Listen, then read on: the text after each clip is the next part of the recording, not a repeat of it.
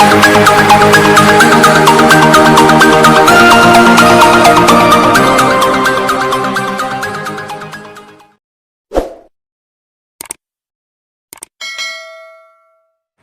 Students, how are you.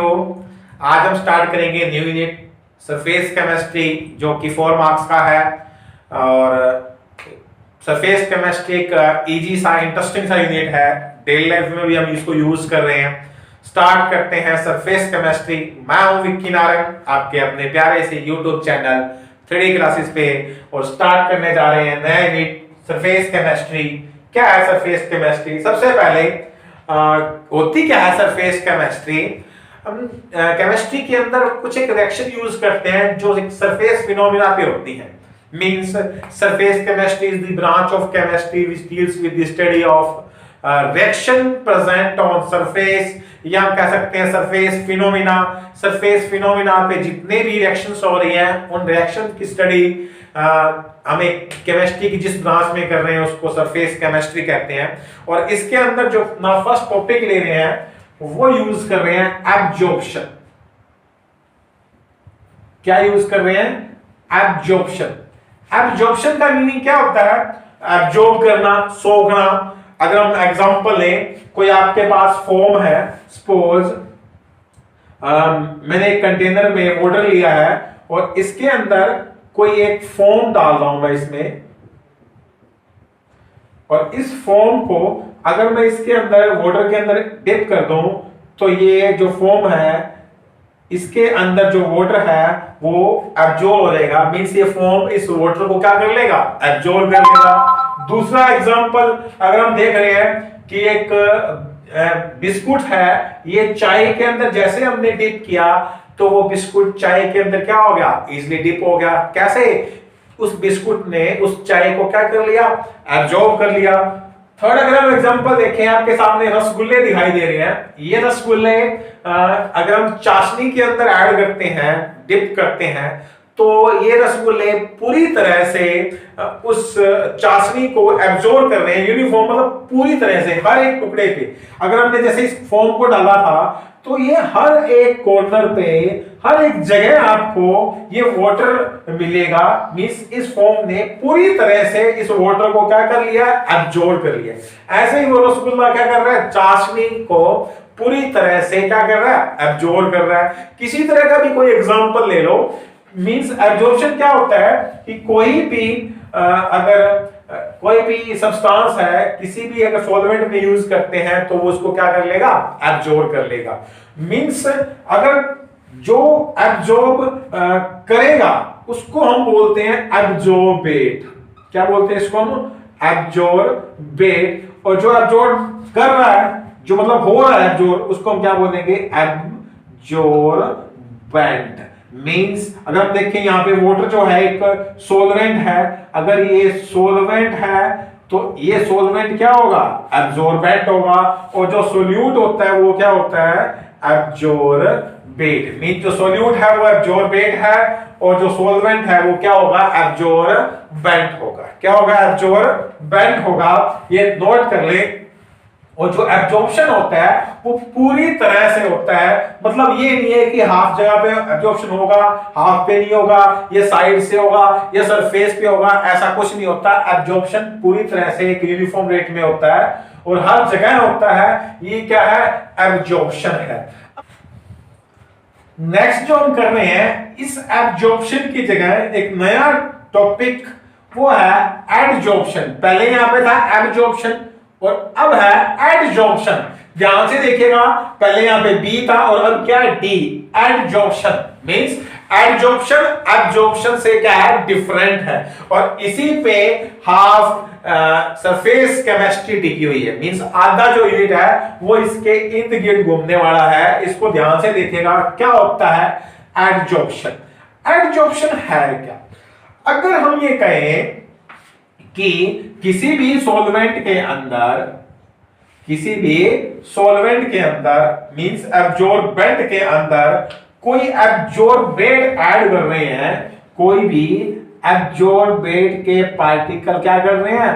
Add कर रहे हैं, और इसकी सरफेस पे ओनली इसकी सरफेस के ऊपर कोई लेयर बन रही है, कोई लेयर बन रही है। ये क्यों बन रही है इसके बारे में बात करते हैं हम, ये लेयर क्यों बनी है। तो अगर एब्जॉर्प्शन की बात करें, एब्जॉर्प्शन क्या था, एक पूरी तरह से उसमें जो वाटर था वो एब्जॉर्ब हो रहा था, लेकिन यहां पे जो सॉल्वेंट है इसके ऊपर जो एब्जॉर्बेंट सोल्यूट है उसकी क्या बनेगी, एक लेयर बनेगी। मींस एक सरफेस के ऊपर एक लेयर बनेगी, यहां पे इसकी कंसंट्रेशन ज्यादा होगी, जिसको हम क्या कहते हैं, एडजॉर्प्शन कहते हैं।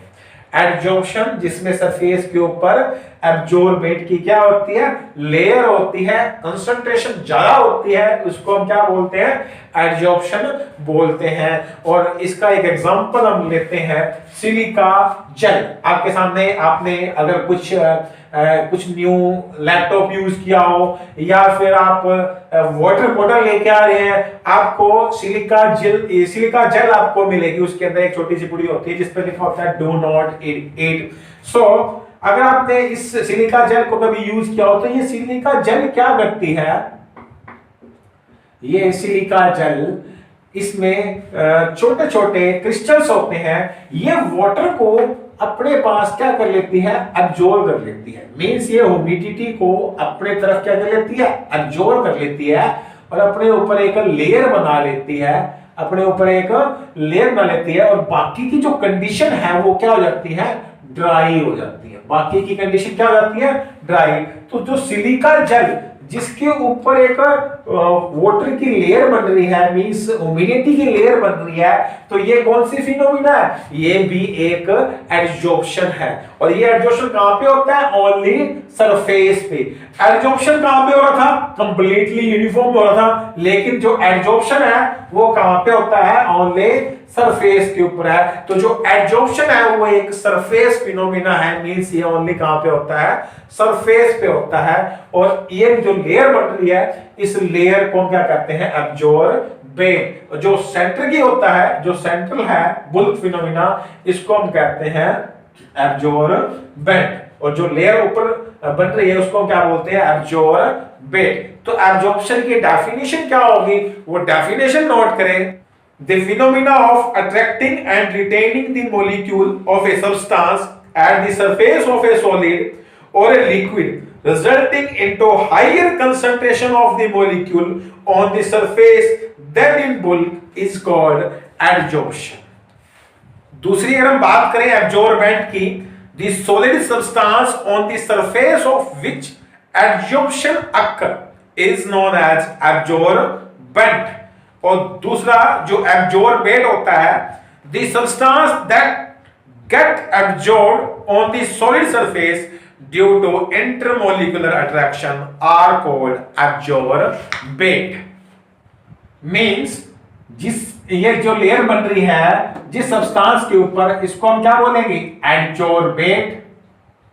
और जो जिसके ऊपर लेयर बनती है वो क्या होता है, एब्जॉर्बेंट। क्या होता है, वो एब्जॉर्बेंट होता है। और जिसकी लेयर बन रही है वो क्या होता है, एब्जॉर्बेंट होता है। और हम बात करें ये लेयर बनी क्यों, इसका रीजन क्या है, उस रीजन की अगर हम बात करें तो क्यों बनती है इसकी ये लेयर, नोट करें।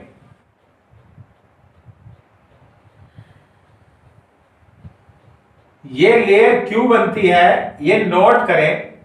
अगर हम कहें कि यहां पे हमने यहां तक वाटर मॉलिक्यूल ले रखा है, वाटर है, और इस वाटर के अंदर आप देखिएगा जो सेंटर पे मॉलिक्यूल होते हैं वो दूसरे पार्टिकल के थ्रू अटैच होते हैं बाय फोर्स ऑफ अट्रैक्शन, दूसरे पार्टिकल के थ्रू जुड़े हुए होते हैं। लेकिन जो सरफेस के पास होते हैं पार्टिकल, वो सिर्फ नीचे की तरफ पार्टिकल से जुड़े होते हैं। सरफेस पे उनमें जो फोर्स ऑफ अट्रैक्शन होती है वो कम होती है, क्योंकि ऊपर से किसी तरह का कोई पार्टिकल नहीं होते, जो हमने सरफेस टेंशन में भी किया था। मींस ये एक इम्बैलेंस होते हैं, ये क्या होते हैं, इम्बैलेंस्ड होते हैं, अनबैलेंस्ड होते हैं। क्यों होते हैं? क्योंकि इसमें ऊपर की तरफ से किसी तरह की कोई फोर्स नहीं लग रही, और अनस्टेबल भी कह सकते हैं। ये क्या होते हैं? अनस्टेबल। लेकिन जो सेंटर वाले होते हैं वो क्या होते हैं? स्टेबल होते हैं, क्योंकि इसमें चारों तरफ से क्या लग रही है? फोर्स लग रही है, इसीलिए ये क्या होते हैं? बैलेंस्ड भी होते हैं। और ये क्या होते हैं? अनबैलेंस्ड होते हैं। और इन अनबैलेंसिंग के कारण जो सरफेस के पार्टिकल है, जो सरफेस के ऊपर पार्टिकल हैं दूसरे, वो उसको ये जो अनस्टेबल है तो ये क्या होगा? रिएक्टिव भी होगा। ये क्या होगा? रिएक्टिव भी होगा। और जो दूसरे पार्टिकल है सरफेस के ऊपर, ये उनको क्या कर लेगा? अट्रैक्ट कर लेगा। क्यों? क्योंकि ये अनस्टेबल है, और अगर अट्रैक्ट कर लेगा तो सरफेस के ऊपर क्या बना लेगा? एक लेयर बना लेगा। क्या बना लेगा? एक लेयर बना लेगा। क्यों? दोबारा से सुनिएगा, जो सेंटर के पार्टिकल है उनमें तो फोर्स ऑफ अट्रैक्शन ज्यादा है, मींस दूसरे पार्टिकल को अपनी तरफ क्या कर रहे हैं? अट्रैक्ट कर रहे हैं। और अट्रैक्ट होने के बाद में वो क्या होंगे? स्टेबल होंगे। क्यों? क्योंकि वो बैलेंस थे।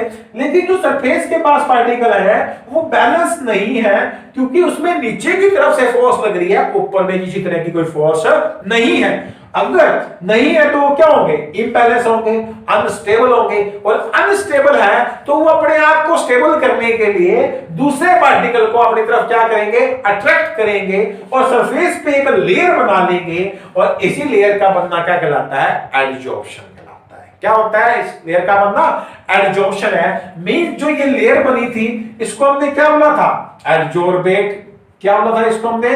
एडजॉर्बेट। और जो सेंटर के पार्टिकल के जिस पे लेयर बनी हुई है इसको हम क्या बोलेंगे? एडजॉर्बेंट बोलेंगे। क्या बोलेंगे इसको हम?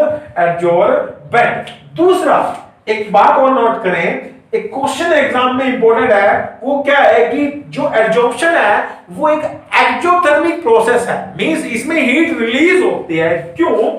क्योंकि कोई भी अगर अनस्टेबल कंपाउंड है उसके पास एनर्जी काफी ज्यादा होती है। अगर स्टेबल है तो उसके पास कोई भी एनर्जी नहीं होगी, काइनेटिक एनर्जी भी नहीं होगी।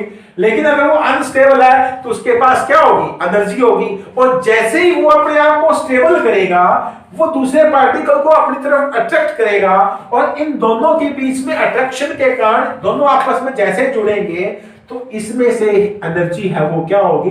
रिलीज होगी। और अगर ये एनर्जी रिलीज हो रही है तो एडजॉर्प्शन एक एक्सोथर्मिक प्रोसेस है, एक्सोथर्मिक फिनोमिना है, due to religion of energy. और ये एनर्जी रिलीज उतनी होगी जितना स्ट्रॉन्गली ये जुड़ेंगे।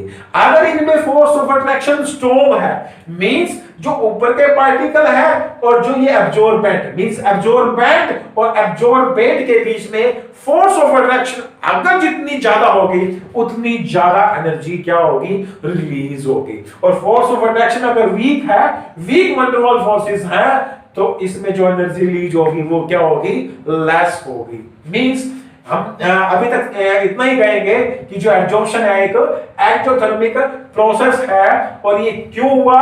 दोबारा से सुन ले, जो सेंट्रल पार्टिकल है, जो चारों तरफ से पार्टिकल से जुड़े हुए हैं, उनमें किसी तरह की रिएक्शन नहीं होती, क्योंकि वो क्या होते हैं? स्टेबल होते हैं, बैलेंस होते हैं। बट यहाँ पे कोई पार्टिकल जो एक ही साइड से जुड़ा हुआ है, ऊपर से किसी तरह के उसके पास फोर्स ऑफ अट्रैक्शन नहीं है, पार्टिकल नहीं है, जो कि हमने सरफेस टेंशन में भी किया था, वो अपने आप को स्टेबल करने के लिए दूसरे किसी पार्टिकल को अपनी तरफ अट्रैक्ट करता है, ह्यूमिडिटी को अट्रैक्ट करता है। जैसे कि हमने एग्जांपल लिया था अभी सिलिका जेल का, वो ह्यूमिडिटी को अपनी तरफ अट्रैक्ट करता है, अपने ऊपर एक लेयर बना रहा है। और इस लेयर का बनना क्या कहलाता है? एडजॉर्प्शन कहलाता है। जिस पे लेयर बनी वो एब्जॉर्बेंट है, जिसकी लेयर बनी वो एब्जॉर्बेट है। और जब एब्जॉर्बेट और एब्जॉर्बेंट दोनों आपस में जुड़ेंगे तो जो हीट रिलीज होगी, इसीलिए इसको हम क्या कहते हैं? एक्सोथर्मिक कहते हैं। क्या कहते हैं इसको? एक्सोथर्मिक फिनोमेना है। क्लियर है? एडजॉर्प्शन एक एक्सोथर्मिक फिनोमेना है due to releasing of energy. कब? जब एब्जॉर्बेंट के ऊपर एब्जॉर्बेट की लेयर बनेगी। क्लियर है? नेक्स्ट अगर हम देखें तो जो एडजॉर्प्शन है वो दो तरह का बताया गया है, एक पॉजिटिव एडजॉर्प्शन है और एक नेगेटिव। एक पॉजिटिव है और एक नेगेटिव एब्जॉर्प्शन है। पॉजिटिव एब्जॉर्प्शन वो होता है जिसमें जो एब्जॉर्बेट है उसकी कंसंट्रेशन अगर ज्यादा है इस लेयर पे, तो मीन सरफेस के ऊपर, तो उसको हम क्या बोलेंगे? Positive absorption. और अगर इस एब्जॉर्बेट की कंसंट्रेशन एब्जॉर्बेंट से कम है तो इसको हम क्या बोल देंगे यहाँ पे? Negative absorption. मींस अगर लेयर के ऊपर एब्जॉर्बेट की कंसंट्रेशन ज्यादा तो पॉजिटिव, और कम तो उसको हम क्या बोलेंगे? Negative absorption. क्या बोलेंगे उसको? Negative absorption. अब हम बात करते हैं एक important topic and full on important for exam. And अगर हम बात करें इसकी, तो जो एब्जॉर्प्शन है वो दो तरह का है। वो डिपेंड करेगा एब्जॉर्बेट और एब्जॉर्बेंट के बीच की फोर्स ऑफ अट्रैक्शन पे। इनकी अट्रैक्शन कैसे है? मैंने अभी बोला था कि एब्जॉर्बेंट और एब्जॉर्बेट के बीच में फोर्स ऑफ अट्रैक्शन होती है, और अगर ये फोर्स ऑफ अट्रैक्शन जितनी ज्यादा स्ट्रॉन्ग होगी उतनी ज्यादा एनर्जी रिलीज होने वाली है, और अगर वीक है तो एनर्जी क्या होगी? लेस होगी। और बात करते हैं अगर ये फोर्स वीक है, अगर ये फोर्स वीक है बिटवीन एब्जॉर्बेंट एंड एब्जॉर्बेट, तो उसको हम बोलते हैं फिजिकल एब्जॉर्प्शन। क्या बोलते हैं उसको हम? Physical absorption. फिजिकल एब्जॉर्प्शन क्या होता है? जिसमें एब्जॉर्बेंट और एब्जॉर्बेट के बीच में जो फोर्स ऑफ अट्रैक्शन होती है वो वीक होती है, या वीक वंडरवाल फोर्सेस होती है, जिसको हम क्या कहते हैं? Physical absorption. और जिसमें किसी एब्जॉर्बेंट और एब्जॉर्बेट के बीच में स्ट्रॉन्ग फोर्स हो, मींस जिसमें केमिकल बॉन्ड बनते हो, कोवलेंट बॉन्डिंग हो एब्जॉर्बेट और एब्जॉर्बेंट के बीच में, तो उसको हम कौन सा कहेंगे? Chemical absorption. क्या बोलेंगे इसको हम? Chemical absorption. मींस इन फोर्सेस के बेस पे एब्जॉर्प्शन को दो तरह से डिवाइड किया गया है, फिजिकल एंड केमिकल एब्जॉर्प्शन, या इसको फिजिकल एब्जॉर्प्शन और इसको केमिकल एब्जॉर्प्शन भी कहते हैं। फिजिकल एब्जॉर्प्शन कौन सा होता है? जिसमें एब्जॉर्बेंट और एब्जॉर्बेट के बीच में वीक वंडरवाल फोर्सेस होती है, लेकिन जिसमें स्ट्रॉन्ग कोवलेंट बॉन्डिंग होती है उसको हम क्या कहते हैं? Chemical absorption. और ये टॉपिक इंपॉर्टेंट है इस यूनिट का, नोट करें। और हम बात करते हैं अगर इन दोनों के बीच के डिफरेंस की, तो इन दोनों में क्या डिफरेंस होगा? Difference between physical and chemical absorption note कर लें वो भी। तो सबसे पहले फिजिकल एब्जॉर्प्शन क्या था? जिसमें एब्जॉर्बेंट और एब्जॉर्बेट के बीच में जो फोर्स ऑफ अट्रैक्शन थी वो क्या थी? वीक थी। और अगर स्ट्रॉन्ग कोवलेंट बॉन्डिंग हो रही है तो उसको हम क्या कहेंगे? Chemical absorption. सबसे पहले मेरे पास है फिजिकल एब्जॉर्प्शन, और इधर कौन सा है? ये केमिकल एब्जॉर्प्शन। अगर हम पहले बात करें फिजिकल एब्जॉर्प्शन की, तो फिजिकल एब्जॉर्प्शन कौन सा होता है? जिसमें वीक वंडरवाल फोर्सेस होती हैं और जिसमें स्ट्रॉन्ग केमिकल बॉन्ड बनते हो, उसको क्या कहते हैं हम? केमिकल एब्जॉर्प्शन कहते हैं। क्या कहते हैं इसको हम? केमिकल एब्जॉर्प्शन कहते हैं। सेकंड पॉइंट की अगर हम बात करें, तो जो इसमें हीट रिलीज होती है फिजिकल एब्जॉर्प्शन में वो लेस हो रही है। अभी मैंने बोला था कि अगर एब्जॉर्बेंट और एब्जॉर्बेट के बीच में फोर्स ऑफ अट्रैक्शन वीक होगी तो लेस एनर्जी जो है वो रिलीज होगी, बट जिसमें केमिकल फोर्सेस स्ट्रॉन्ग होगी, मींस जो स्ट्रॉन्ग बॉन्डिंग हो रही है एब्जॉर्बेंट और एब्जॉर्बेट के बीच में, इसलिए जो एनर्जी रिलीज हो रही है वो काफी ज्यादा होती है। मींस केमिकल एब्जॉर्प्शन में एनर्जी ज्यादा रिलीज होगी due to strong chemical bonding, और फिजिकल एब्जॉर्प्शन में जो फोर्सेस हैं वो क्या होंगे? लेस होंगे। थर्ड अगर हम बात करें टेम्परेचर की, तो टेम्परेचर का क्या इफेक्ट पड़ेगा? फिजिकल एब्जॉर्प्शन में टेम्परेचर इंक्रीज करने पर फिजिकल एब्जॉर्प्शन डिक्रीज होता है। क्यों होता है? क्योंकि टेम्परेचर इंक्रीज करेंगे तो टेम्परेचर इंक्रीज करने पर फिजिकल एब्जॉर्प्शन, जिसमें एब्जॉर्बेंट और एब्जॉर्बेट के बीच में जो फोर्स थी वो क्या थी, वीक वंडरवाल फोर्सेस थी, और जैसे हम टेम्परेचर इंक्रीज करेंगे तो ये फोर्सेस और भी वीक हो जाएंगी। मींस जो लेयर बनी थी वो लेयर क्या हो जाएगी, रिमूव हो जाएगी। Means by increasing temperature physical absorption is decrease due to decreasing van der Waals forces या due to weak van der Waals forces. Third, अगर हम बात करें केमिकल एब्जॉर्प्शन की, तो ये एक एक्सेप्शनल केस है। मींस नोट कर लें कि केमिकल फोर्सेस में क्या होता है, सपोज मेरे पास एक एब्जॉर्बेंट है और इस एब्जॉर्बेंट के ऊपर एक लेयर बनी हुई है, एक लेयर बनी हुई है एब्जॉर्बेंट की, और इसमें केमिकल बॉन्डिंग हो रही है। अगर ये केमिकल बॉन्ड बनेंगे, मींस टेम्परेचर इंक्रीज करने पर पहले तो ये केमिकल बॉन्ड बनेंगे, और उन केमिकल बॉन्ड बनने के लिए क्या चाहिए, टेम्परेचर चाहिए। और अगर हम और टेम्परेचर इंक्रीज करेंगे तो ये केमिकल बॉन्ड टूटना शुरू हो जाएंगे। ये हमने एक सॉल्यूशन पॉइंट पे भी किया था जब हम इफेक्ट कर रहे थे टेम्परेचर का, इरेगुलर, जिसमें बिहेवियर शो हुआ था। मींस पहले टेम्परेचर इंक्रीज करने पर एब्जॉर्प्शन इंक्रीज होगा और फिर क्या होगा, डिक्रीज होगा, क्योंकि बॉन्ड टूटना शुरू हो जाएंगे। टेम्परेचर अगर कम है, धीरे धीरे हम बढ़ा रहे हैं, तो ये जो बॉन्ड है वो भी बनना शुरू हो जाएंगे। मींस एब्जॉर्बेंट के ऊपर एब्जॉर्बेंट की लेयर बनेगी। लेकिन अगर हम टेम्परेचर और इंक्रीज कर देंगे तो एब्जॉर्प्शन डिक्रीज होगा due to breaking of this bond. Means absorbent और एब्जॉर्बेंट के बीच में जो बॉन्ड बने हुए हैं वो टूटना शुरू हो जाएंगे। मींस पहले इंक्रीज होगा और फिर क्या होगा, डिक्रीज होगा। अगर हम बात करें प्रेशर की, तो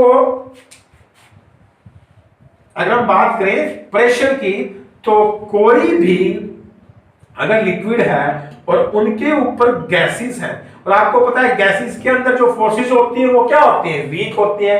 और अगर वीक होती है तो वो कौन सा एब्जॉर्प्शन होगा, फिजिकल एब्जॉर्प्शन होगा।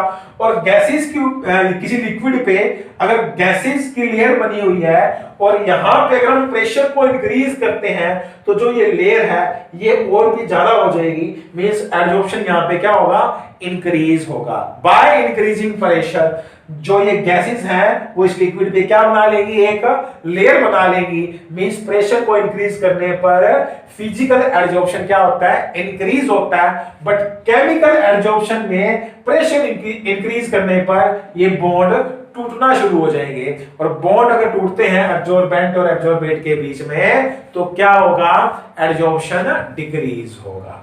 मींस प्रेशर इंक्रीज करने पर एब्जॉर्प्शन क्या होने वाला है, डिक्रीज। दूसरा अगर हम बात करें सरफेस एरिया की, तो सरफेस एरिया का इफेक्ट दोनों पे सेम होता है। क्योंकि अगर हम सरफेस एरिया बढ़ाते हैं, अगर हम सरफेस एरिया बढ़ाते हैं तो सरफेस एरिया इंक्रीज करने पर एब्जॉर्प्शन भी क्या होगा, इंक्रीज, क्योंकि एब्जॉर्बेट की जो लेयर है वो भी क्या होगी, इंक्रीज होगी। नेक्स्ट अगर हम बात करें फिजिकल एब्जॉर्प्शन की, तो फिजिकल एब्जॉर्प्शन के अंदर ये एक रिवर्सिबल प्रोसेस है। क्यों, क्योंकि एब्जॉर्बेंट और एब्जॉर्बेट के बीच में जो लेयर बनी है उसमें वीक वंडरवाल फोर्सेस होती हैं। अगर वीक वंडरवाल फोर्सेस है तो जो लेयर है वो क्या है, वीक है। और जैसे ही अगर इसमें टेम्परेचर बढ़ता है या कुछ और फैक्टर अप्लाई होते हैं तो ये लेयर इजीली रिमूव हो सकती है। मींस एब्जॉर्बेट और एब्जॉर्बेंट के बीच में जो लेयर थी वो रिमूव हो सकती है। इसलिए हम कह सकते हैं ये एक रिवर्सिबल प्रोसेस है। बट अगर हम बात करें केमिकल बॉन्डिंग जो कि स्ट्रॉन्ग होती है, एब्जॉर्बेट पे अगर एब्जॉर्बेंट पे अगर एब्जॉर्बेट की अगर लेयर बन गई और उनके बीच में अगर केमिकल बॉन्डिंग है जो कि स्ट्रॉन्ग है, और इसीलिए हम कह सकते हैं ये लेयर इजीली रिमूव नहीं होगी और ये एक इरिवर्सिबल प्रोसेस है। नेक्स्ट अगर हम बात करें फिजिकल एब्जॉर्प्शन में, फिजिकल एब्जॉर्प्शन के अंदर जो लेयर बनती है वो मल्टी मॉलिक्यूलर होती है। मींस कितनी भी लेयर हो सकती हैं, बट केमिकल एब्जॉर्प्शन में उस केमिकल बॉन्ड के ऊपर सिर्फ एक ही लेयर बनती है, इसीलिए हम इसको क्या कहते हैं, मोनोलेयर भी कहते हैं। नेक्स्ट अगर हम बात करें एक्टिवेशन एनर्जी की, तो फिजिकल एब्जॉर्प्शन में किसी तरह की कोई एक्टिवेशन एनर्जी की जरूरत नहीं होती। बट केमिकल एब्जॉर्प्शन में केमिकल बॉन्ड बनने के लिए कुछ एक्टिवेशन एनर्जी चाहिए होती है जिसमें एब्जॉर्बेंट के ऊपर एब्जॉर्बेट की क्या बन सके, लेयर बन सके, इसीलिए इसको कुछ एक्टिवेशन एनर्जी की नीड होती है। कुछ एक बेसिक टर्म है, नोट कर ले इसे। अगर हम किसी मेटल के ऊपर या किसी एब्जॉर्बेंट पे गैसेस की लेयर बनती है, किसकी लेयर बनती है, गैसेस की, तो इस फिनोमिना को हम कहते हैं ओक्लूजन। ओक्लूजन एब्जॉर्प्शन भी है, but specially in the case of gases इसको हम क्या बोलते हैं, ओक्लूजन बोलते हैं। दूसरा, किसी एब्जॉर्बेंट पे अगर एब्जॉर्बेट की लेयर बन रही है तो इसको हमने क्या बोला था, एब्जॉर्प्शन। बट अगर ये लेयर रिमूव हो जाए तो इसको हम क्या बोलेंगे, डिजॉर्प्शन बोलेंगे। डी मींस रिमूव होना, मींस अगर लेयर बन रही है तो एडजॉर्प्शन, एडजॉर्प्शन, और अगर रिमूव हो रही है तो उसको हम क्या बोलेंगे, डिजॉर्प्शन। ऐड हुई तो एडजॉर्प्शन, रिमूव हुई तो डिजॉर्प्शन। और अगर ये गैसेस की लेयर है तो इसको हम एब्जॉर्प्शन के साथ साथ ओक्लूजन भी कह सकते हैं। बट ध्यान रखना, occlusion only specially for gases.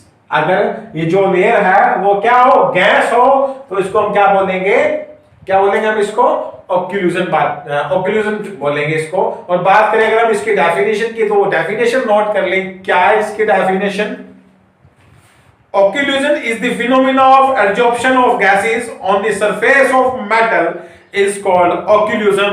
और जो desorption है, the process of removal of an adsorbed substance from the surface on which it is absorbed is called desorption। means जो लेयर बनी थी वो लेयर क्या हो गई, रिमूव हो गई। और अगर ये लेयर रिमूव हुई है तो इसको हम क्या बोलेंगे, डिजॉर्प्शन बोलेंगे। क्या बोलेंगे हम इसको, डिजॉर्प्शन बोलेंगे। दूसरा, नोट कर लें, हमने सबसे पहली जो टर्म स्टार्ट की थी वो की थी एब्जॉर्प्शन, और बाद में हमने किया था एडजॉर्प्शन। कोई ऐसा एग्जांपल जिसमें ये दोनों ही करते हो एक ही साथ में, कोई एक ऐसे फिनोमिना जिसमें एडजॉर्प्शन और एब्जॉर्प्शन दोनों एक साथ हो रहे हैं, उसको हम बोलेंगे शॉर्प्शन। क्या बोलेंगे हम इसको, शॉर्प्शन। ध्यान देना, ये इजी से कुछ एक टर्म्स है, नोट करते जाएं। सबसे पहले हमने किया था एडजॉर्प्शन, फिर एब्जॉर्प्शन, शॉर्प्शन, डिजॉर्प्शन, ओक्लूजन, शॉर्प्शन। शॉर्प्शन क्या है, जब एक ही साथ में एब्जॉर्प्शन और एडजॉर्प्शन दोनों एक साथ हो रहे हैं उसको हम क्या बोलेंगे, शॉर्प्शन बोलेंगे। फॉर एग्जांपल, एक चौक का टुकड़ा, ब्लैक बोर्ड पे हम जो चौक यूज करते हैं, और उस चौक के टुकड़े को अगर हम किसी इंक में डालते हैं, ब्लू इंक में डिप कीजिएगा और थोड़ी देर तक उसको रखा रहने दें। जैसे ही आप उसको बाहर निकालोगे तो उसकी जो आउटर कवरिंग है, उस चौक के टुकड़े की आउटर कवरिंग भी आपको कौन सी मिलेगी, ब्लू मिलेगी। मीन सरफेस के ऊपर एक लेयर फॉर्म हो गई, और लेयर का फॉर्म होना कौन सी टर्म थी, एडजॉर्प्शन। कौन सी थी, एडजॉर्प्शन। बट अगर आप उस चौक के टुकड़े को तोड़ के देखिएगा, अंदर से वो चौक का टुकड़ा ब्लू कलर का नहीं होगा, वो क्या होगा, वेट होगा।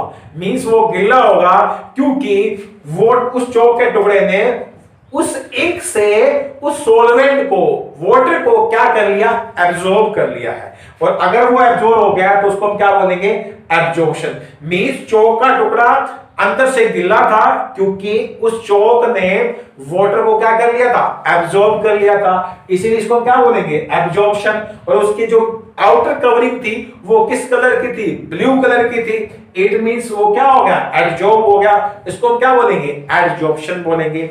और एक ही एग्जांपल में दोनों हो रहे हैं, एक ही फिनोमिना में दोनों ही हो रहे हैं, एब्जॉर्प्शन भी हो रहा है और एडजॉर्प्शन भी हो रहा है। इसलिए इस टर्म्स को हम क्या कहते हैं, शॉर्प्शन। मींस जिसमें दोनों ही होते हो उसको हम क्या बोलेंगे, शॉर्प्शन बोलेंगे।